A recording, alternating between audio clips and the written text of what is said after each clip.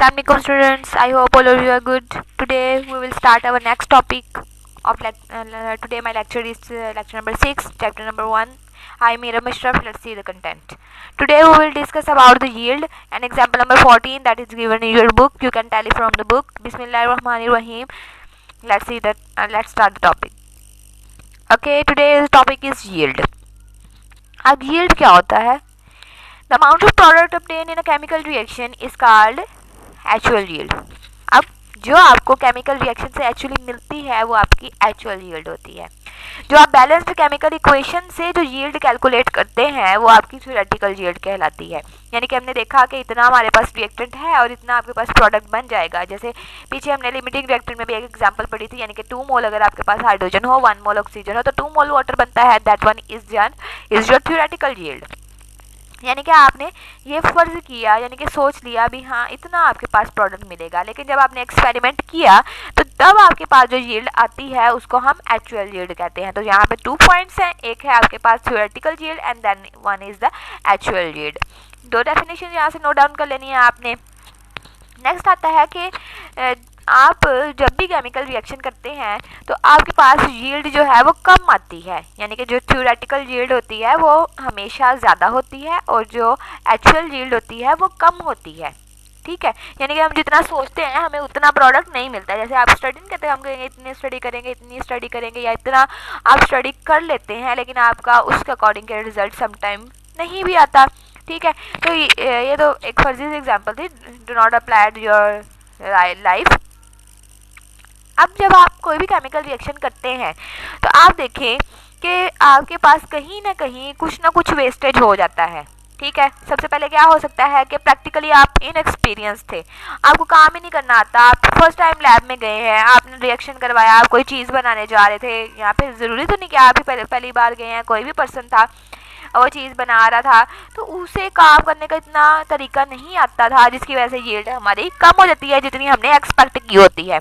ठीक है, इसके बाद हमारे पास बहुत सारे प्रोसेस कर रहे होते हैं. हमने कोई चीज़ बनाई है, हमने उसको साफ़ करनी है. जैसे आप देखें चाय बनाते हैं तो आपने चाय को छानना होता है, तो आप जब उसको स्टेन करते हैं तो वो जो स्टेनिंग होती है तो वो जो कुछ ना कुछ जो है वो जो टी होती है उसमें भी रह जाती है, उसके टी लीव्स में भी रह जाती है. तो इस तरह से आपके कुछ वहाँ पे भी वेस्टेज हो गया. अब उसके अंदर जो है वो कहीं बाहर आपके पास चाय को फिल्टर करते करते आपके कुछ बाहर गिर गई, वो भी वेस्टेज हो गया. कुछ जिसमें था, जिसमें आपने फनल में या जिस पैन में भी था उसके साथ लगी रहेगी तो वो भी आपके पास वेस्टेज हो गया. तो इसी तरह हमारे पास लैब में भी इसी तरह से होता है कि जब आप कोई केमिकल रिएक्शन किसी बीकर के अंदर करवा रहे होते हैं तो जब आप उसको फिल्टर करने लगते हैं तो कुछ ना कुछ अमाउंट आपकी गिर जाती है या कुछ फिल्टर पेपर के ऊपर रह जाती है. सेपरेटिंग फनल जो आपने यूज़ की उसके अंदर लगी रह जाती है. कभी आप वॉशिंग कर रहे होते हैं उन क्रिस्टल्स की, ड्राई कर रहे होते हैं, तो आप वहाँ पे उसकी कुछ ना कुछ अमाउंट जो है वो ज़ाया हो जाती है. सम टाइम क्रिस्टल आउट हो जाती है, चीज़ बैठ जाती है, हम उसको सेपरेट नहीं कर पाते. तो इसलिए आपकी जो यील्ड है, एक्चुअल यील्ड जो आप हासिल करना चाह रहे होते हैं वो कम होती है as compared to the theoretical yield. यहाँ से ये कब जो है ज़रूरी क्वेश्चन आता है, why the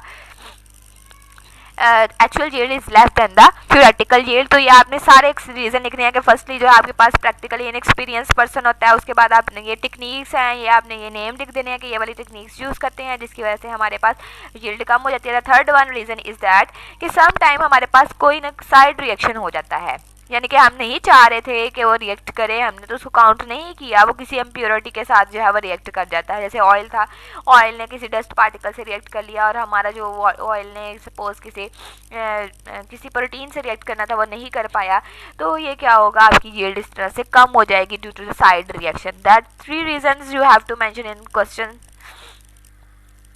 then the next is chemist जो होते हैं वो हमेशा उसकी एफिशिएंसी चेक करते हैं रिएक्शन की कि हमें कितनी यील्ड फिर मिलेगी.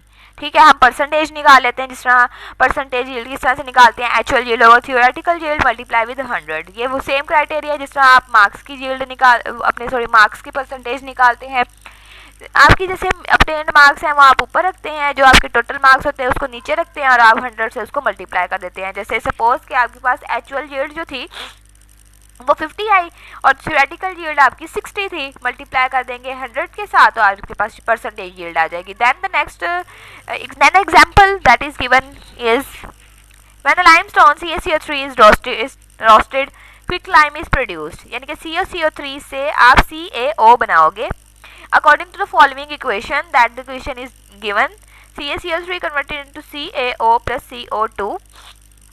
The actual yield of CaO, यानी कि इसकी जो यील्ड है वो कितनी आई आपके पास एक्चुअली 2.5 किलोग्राम. कब? When the limestone formula is CaCO3. Okay, the amount is 4.5 kilogram. अब CaCO3 की अमाउंट कितनी है? 4.5 किलोग्राम है और CaO की अमाउंट कितनी है? 2.5 किलोग्राम है.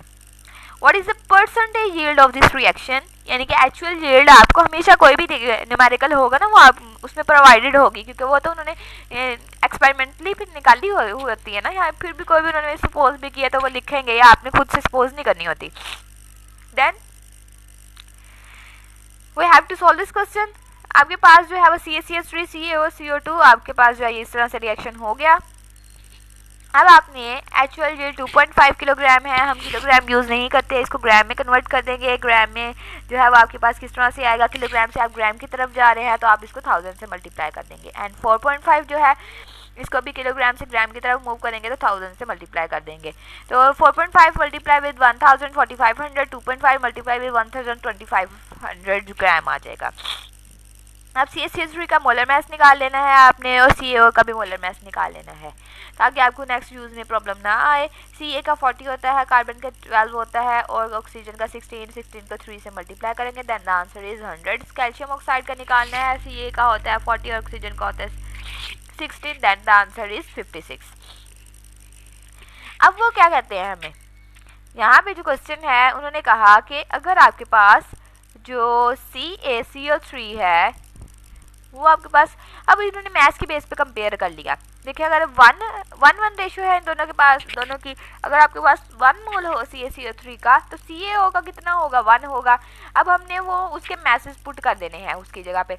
अगर आपके पास 100 ग्राम हो CaCO3 का तो आपके पास 56 ग्राम बनते हैं. अगर आप इसका 1 कर दें तो आपको पता है कि यहाँ पे जो नंबर होता है आपको जो यहाँ पे लिखते हैं उसे डिवाइड करते हैं 56 डिवाइडेड बाय 100. और अगर आपके पास CaCO3 की अमाउंट 4500 हो तो अब 56 डिवाइडेड बाय 100 मल्टीप्लाई विद 4500 करेंगे तो आंसर आ जाएगा आपके पास 2520. यानी कि आपने ये यील्ड निकाली थ्योरेटिकली वो है 2520, लेकिन एक्चुअली जो आपको यील्ड मिली वो मिली 2500. अब हम क्या करेंगे, परसेंटेज ये निकालेंगे. Actual over theoretical multiply with 100. Actual है 2500, थ्योरेटिकल है आपके पास 2520 मल्टीप्लाई कर देंगे 100 के साथ. 99.2% आपके पास जो है वो यील्ड होगी, यानी आपकी जो है एक्चुअल यील्ड रिड्यूस हो गई है. तो आई थिंक ये न्यूमेरिकल बहुत ईजी था, इतना डिफ़िकल्ट नहीं है. अगर डिफ़िकल्ट लगता भी है तो थोड़ा सा इसको ईजी बना लिया करें. You have to work because chemistry is not a easy task.